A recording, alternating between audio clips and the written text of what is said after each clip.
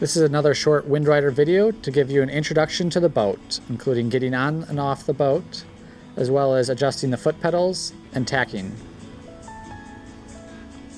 From this position, walk up to the bow of the boat, holding onto the jib, step up onto the bow, then holding onto the mast, walk across and get down into the rear main cockpit.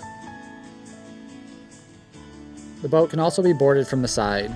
Holding onto the shrouds, step either on the plate or directly onto the plastic ama. Then holding on the shrouds, walk across the trampoline, and then from the main cockpit into the rear cockpit. You can also hold onto the boom to help steady yourself as you get into the cockpit. The forward seat can be faced either forward or aft. To remove the floor and reposition it, simply stand up and slide the seat forward and lift it directly up. There are 4 bolts on the bottom of the seat and 4 holes in the floor of the boat.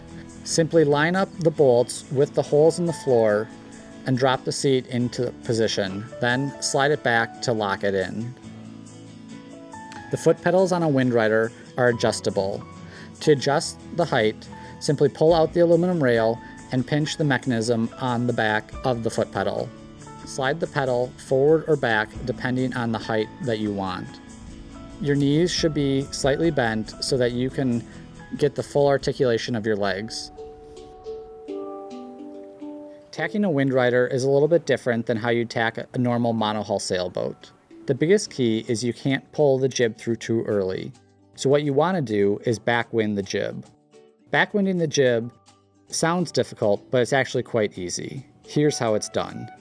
In this example, we've got the jib on the starboard side. I've already at this point picked up the jib sheet with my left hand as well as having it already on my right hand. I release the line from that starboard cleat, but I continue to hold it taut so that the jib will get pushed into the mast. Once I've moved through the wind and the wind is starting to come and push the sail into the mast, I then release the line from my right hand and rapidly pull the line through with my left. The steering controls for a tack are also a little bit different.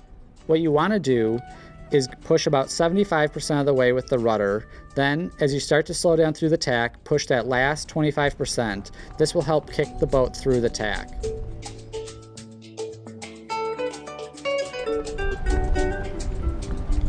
On the left side of the boat, you'll have a clam cleat and a thin yellow line. This is the furling line. This allows you to roll up and unroll the jib while sailing. To uncleat the furler, simply take your left hand and pull the yellow line out of the cleat.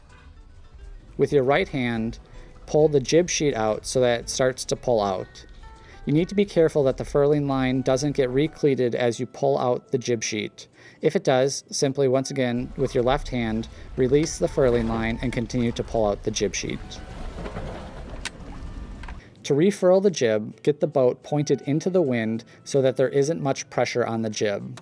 From there, uncleat the jib sheet and pull in on that thin yellow furling line. This will cause the jib to roll up on itself.